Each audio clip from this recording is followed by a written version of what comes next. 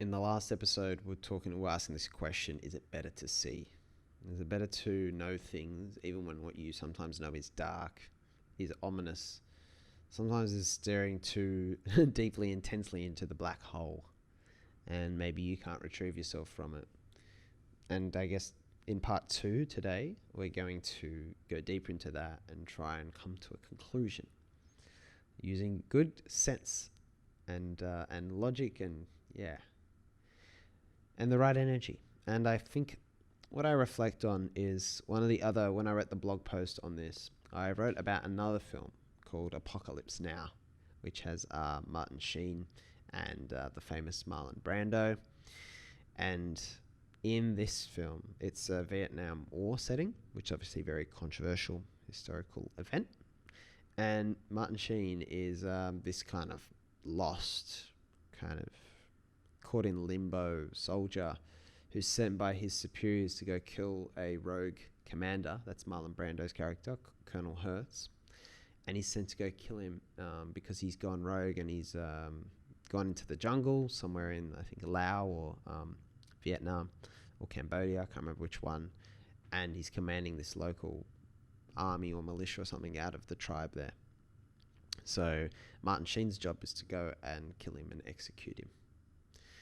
And I think my impression, I'm not a historian, but my impression of the Vietnam War and what this film is such a good commentary on is that as it was the first kind of, I think, war, especially from the US and then mainstream culture, that was televised, because TV had become everyday kind of technology by this point. And for people to see the horror of war and then question the politics behind and the justification for the war, and then the kind of after the 60s and all the revolution movements and starting to reject authority a lot more. There's generations of people that had gone into wars that were about or especially World War One, fueled by nationalism and things like that, which seems like a trivial reason from our perspective and privileged position of hindsight. Trivial reason for tens of millions of people to die because of ambition and nationalism and I guess the drives of people at the top. So that shift is very much brought into that film as a bit of commentary. And I guess when Martin Sheen's character kind of gets into the forest and finds this Colonel Kurtz guy, Marlon Brando's kind of character, it's this really interesting dynamic.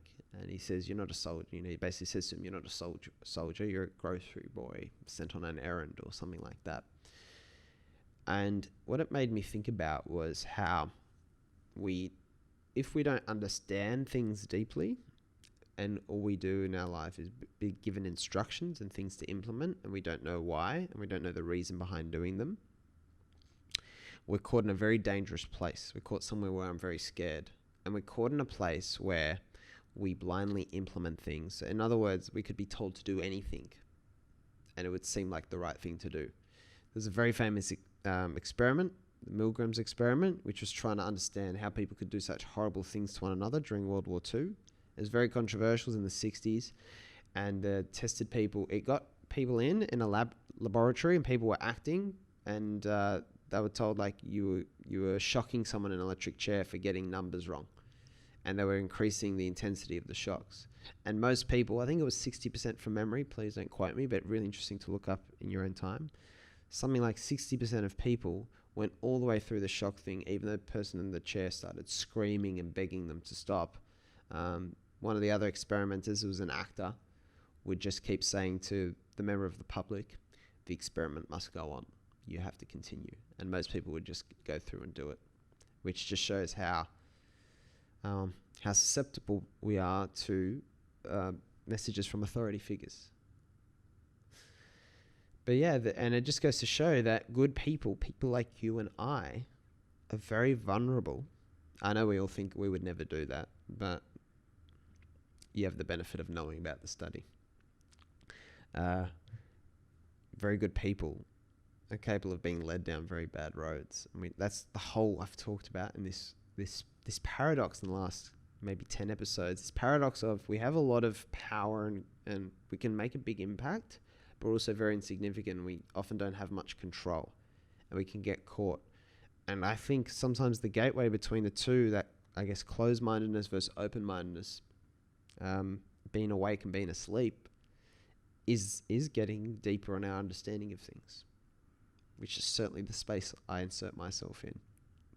And that's obviously been our question. And the whole Apocalypse Now film, that film I was talking about, that example, is basically if the Martin Sheen character is just blindly implementing instructions, then if they tell him to do terrible things like kill people, and in that war, we're dropping napalm and Agent Orange, and in Vietnam, which is very controversial, people can get you to do anything. And you can trick yourself accidentally into doing terrible things and stupid things that may seem good at the time. And so he would just go and blindly kill, this guy in the woods, like the Marlon Brando character, without thinking about it. If we go to one of the other examples, which was Neo in the Matrix, we talked about in the last episode, and the whole blue pill, red pill dilemma.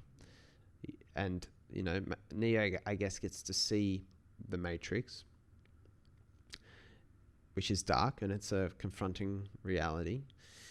But I think part of the reason he does so is that they talk about in the film, you've had this feeling that something's wrong with the world, even though he's lived in the kind of so-called comfort. And it turns out the comfort is not really desirable. What's desirable is the truth of the world. But then it's funny how the truth of the world enables Neo to, one, master that world better, and that's where we start seeing him do the, all the leaning back stuff, and being able to use they conjure weapons, they jump across buildings, so it enables him to actually play the game better. And the understanding also helps him to find his role, and it turns out he's a savior. He's meant to be the savior for this. So understanding and seeing more enables him to find his role and his purpose. And so that's what deep understanding, I think, facilitates.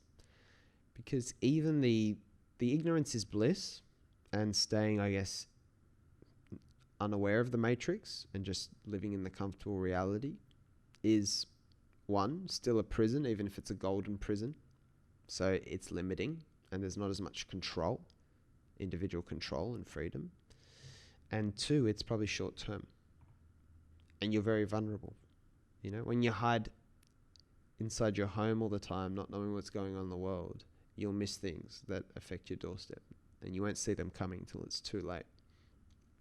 And so while there might be a short-term and immediate, something unpleasant about seeing something now and understanding things deeply, it's probably normally always better in the long run. And that's, I think, where I've come to. And I guess it's not, maybe I worded the name of the episode wrong. It's not what we see. It's probably more what we understand, because there's certainly things we don't need to see. There's certainly very traumatic things and images that we're not better for having seen. But I think understanding, is the one. I think there's little downside to understanding things deeply. There's something, I guess Scott and I work together on a lot of our education mission, constant student stuff, and do have labs. And we talk about this. It's like we wouldn't have done the first kind of projects we did knowing what we know now. So, we kind of want to, is it bad knowing too much because you wouldn't go do those things that start the 1,000 Doors journey? It's like those were just the first room. And then once you're in the first room, you can get to these other rooms where you think differently, and you're like, I wouldn't do that if I had my time again. I wouldn't do this project. I'd do that. But I guess the thing is, the benefit of early mistakes is sometimes the new insight we get, so we know what to avoid. So if you first learn what to avoid, I think it just accelerates the journey. And that's why we have the other paradox is people regretting things, but still happy that they did them. And I think that explains that paradox. It's that what it taught you was important. So if there was another way to learn that earlier, that's what would have been useful, not avoiding a mistake or a pain in the past. So this is the interesting thing about understanding. So freedom and autonomy are probably the two words I'd bring it down to. One of the much earlier episodes, I'm going to guess and say maybe 16. I can't remember, the passenger driver seat. Like if you're in the passenger seat of life, it can be relaxing. You hand over the reins and control to someone else. In other words, you let the government decide what's best for you. You let people around you, family, you let authority figures decide what's best for you, what you should do. You may not even be conscious of it. You're probably thinking that's not me, but maybe it is you. It is all of us to some extent, including myself. Though the passenger seat case is that if the driver crashes, then you're crashing. And if the driver wants to go left, then you're going left and you don't have a choice. And if the car goes off a waterfall, you go off the waterfall, off the edge of the road. Whereas if you're the driver, you have that accountability, you have skin in the game, and it keeps your eyes open. And the other thing I'd say is that the comfort that comes with the golden prison, comfort leads to atrophy. Something I learned recently. Well, it's something we all know, but just was really solidified recently as a lesson. When you don't work out for a long time, you lose the muscle. When you sit at home all the time, your skin goes pale and your muscles start to atrophy more as well. And, it's like what they say about animals in captivity, like don't live as long. And so it's really fascinating when you think about that even the comfort is not really what we want. We want a certain amount of comfort and a certain probably exposure to discomfort. We don't want to completely remove discomfort and maybe ugly truths from our lives and seeing them. So I think when I think about it, it's the whole Neo and Matrix kind of story. It's like you are able to see your role. You're able to do something about it. You can't do something about it if you deny it's there. And that's a case for... So for me, it's not actually a choice.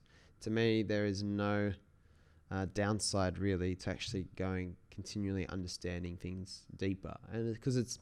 But there are two ways to take it. I think there's the negative, the cynical, and there's a lot of those figures in society. And then there's the positive. But I think we've seen incredible examples. Something that was recent for me was Marcus Aurelius. I just read his Meditations. So that's the old Roman emperor.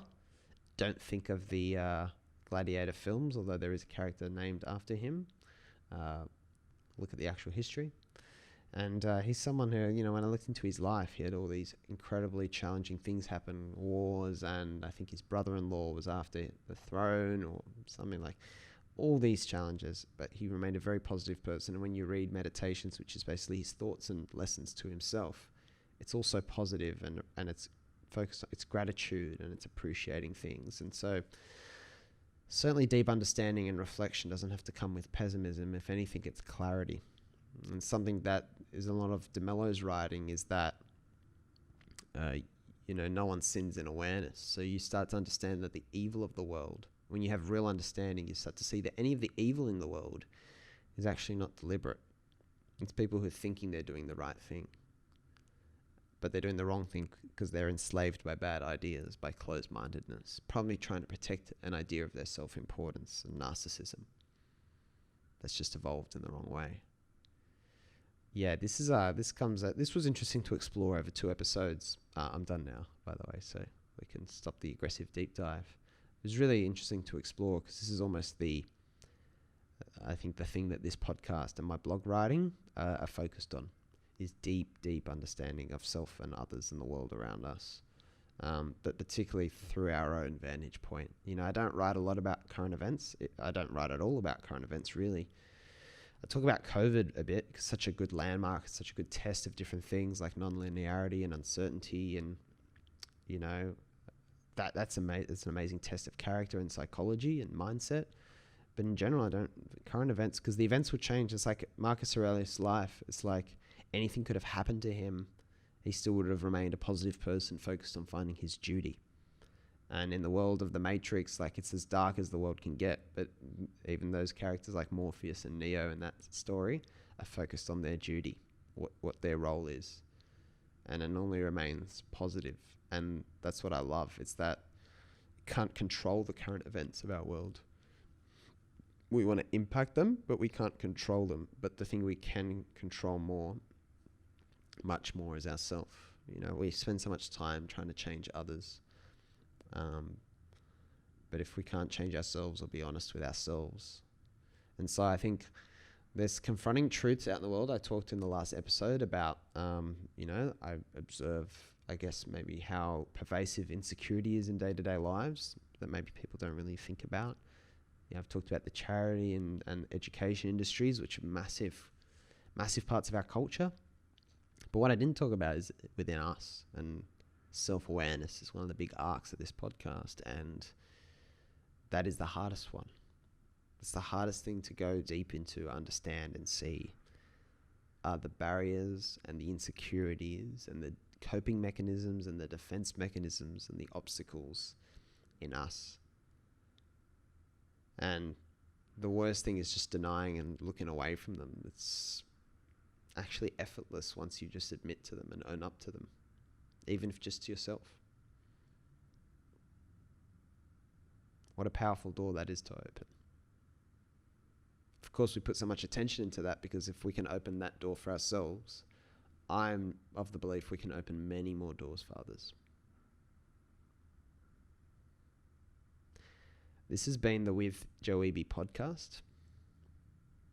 We'll be back again tomorrow.